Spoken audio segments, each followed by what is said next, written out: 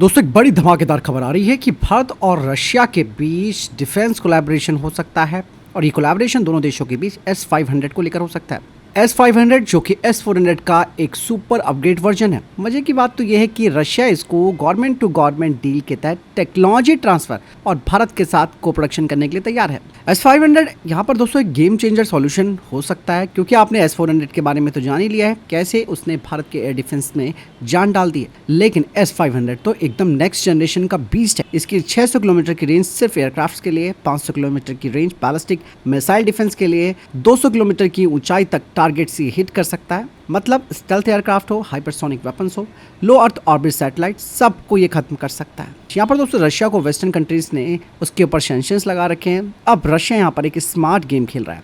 Russia ने सोचा कि चलो इंडिया में ही इसे बनाते हैं और इंडिया से ही इसे एक्सपोर्ट करते हैं। जैसे कि ब्रह्मोस के मामले में आप देख रहे होंगे। सोचो अगर S-500 का को प्रोडक्शन भारत में हुआ तो भारत न सिर्फ अपना डिफेंस टॉप लेवल का करेगा बल्कि बाकी देशों को भी इसे सप्लाई कर पाएगा। देखो दोस्तों, चाइना ने DF-21 और DF-26 हाइपरसोनिक मिसाइलें तैयार कर ली है। इवन पाकिस्तान की बाबर क्रूज मिसाइल है। इन सब के सामने multi layer air defence system होना चाहिए। S-500 और S-400 मिलकर एकदम फुल प्रूफ शील्ड बना देंगे और साथ ही साथ Akash system, ballistic missile defence system यानी कि BMD और इन सब का एक कॉम्बिनेशन बन जाएगा।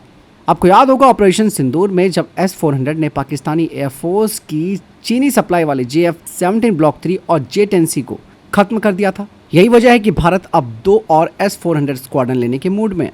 रशिया साफ तौर पर बोल चुका है कि भाई इंडिया भरोसेमंद पार्टनर है। यहाँ पर दोस्तों अगर पिनाका की भी बात करते हैं तो पिनाका रॉकेट सिस्टम को भारत ने आर्मीनिया को बेचा है। सऊदी और वियतनाम भी इसके लिए इंटरेस्ट दिखा रहे हैं और ये सब इंडिया को ग्लोबल डिफेंस मार्केट में एक बड़ा खिलाड़ी बना रहे हैं। S-500 का प्रोडक्शन अगर भारत में होगा तो भारत की मैन्युफैक्चरिंग और एक्सपोर्ट पावर दोनों बढ़ जाएंगी। और ऐसे में दोस्तों एक चीज़ और हो सकती है, अमेरिका और चाइना दोनों भारत के खिलाफ भड़क सकते हैं, क्योंकि S-500 का तकनीकी हस्तांतरण यानी कि टेक्नोलॉजी ट्रांसफर दोस्तों, इसके तहत भारत आसानी से इसके रडार, इंटरसेप्टर मिसाइल्स और कमांड सिस्टम्स को लाइसेंस के तहत भारत में बना पाएगा। और रशिया तो ऑलरेडी भारत का ऑल वेदर फ्रेंड रहा ही है, तो ऐसे में भारत इस S-500 का एक्सपोर्ट मिडिल ईस्ट, अफ्रीका और दक्षिण पूर्व एशिया, मिडिल ईस्ट और अफ्रीका को एक्सपोर्ट कर सकता है। ये देश अभी नाटो के सैंक्शन के डर से S-500 नहीं खरीद पा रहे हैं, लेकिन दोस्तों भारत और रशिया की इस डील से पाकिस्तान, चाइना और अमेरिका तीनों को मिर्ची लग जाएगी। इवन आपने देखा होगा कि कैसे अमेरिका भारत को रशिया से तेल खरीदने पर भारी भरकम टैरिफ लगाने की धमकी दे रहा है। इवन चाइना की बात करें तो उसने DF-21 और DF-26 हाइपरसोनिक मिसाइलें बनाई हैं, जिनका डर वो भारत को दिखाता रहता है। लेकिन यहाँ पर दोस्तों चाइना रशिया की यूक्रेन में मदद कर रहा है और ये चीन भारत का सबसे बड़ा दुश्मन है। चाइना तो यहाँ पर गेम प्लान ये भी खेल रहा है कि पाकिस्तान को अपने 5th जनरेशन के स्टेल्थ फाइटर जेट भी देने की तैयारी कर रहा है।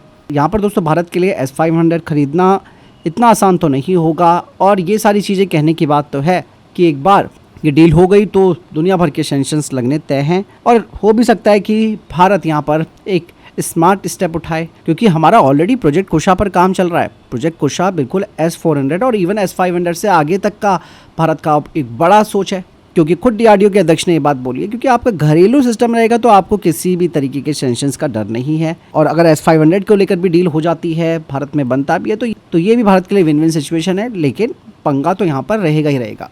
फिलहाल दोस्तों यहाँ पर आपको क्या लगता है, क्या भारत को S-500 की तरफ जाना चाहिए या अपने प्रोजेक्ट कुशा पर फोकस करना चाहिए? फिलहाल आपको क्या लगता है कमेंट सेक्शन में लिखकर जरूर बताइएगा। मिलता हूं नए वीडियो के साथ। जय हिंद, वंदे मातरम।